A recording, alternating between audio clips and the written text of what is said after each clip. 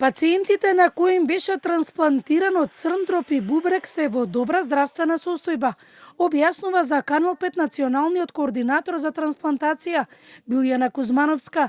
За професорката Кузмановска многу е важно населението да знае дека целата процедура е на високо ниво, со тимови од неколку клиники, и разбира дека во најтешкиот момент семејството треба да ја донесе најтешката одлука, но одлука каде органите на нивниот близок живеат и продолжуваат животи на други луѓе.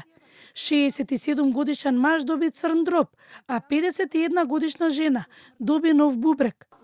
За трансплантација на црн дроб, особено кај пациенти кои што се наоѓаат во последна фаза на заболување на црниот дроб, тоа е животно спасувачка интервенција, значи го продолжува животот. Кај пациенти кои што се на дијализа, трансплантација на бубрек, значи подобрување значително на квалитетот на живот, значи пациентот не е повеќе поврзан за апарати, туку продолжува да живее нормален живот. Тимовите предводени од професорот и декан на медицинскиот факултет Свето Зарантовиќ, која предводи трансплантацијата на црн дроб, и професорот Сашо Духчев, кој го предводи тимот за бубрези на последните две трансплантации, покажаа и добар пример за идните студенти на медицинскиот факултет.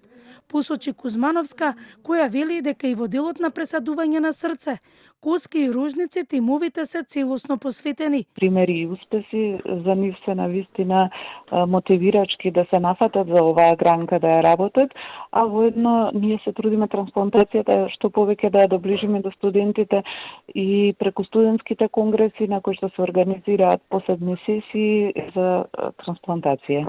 Според предлог измените на Законот за трансплантација, секој граѓанин може кај својот матичен доктор да остави дозвола за органодарителство.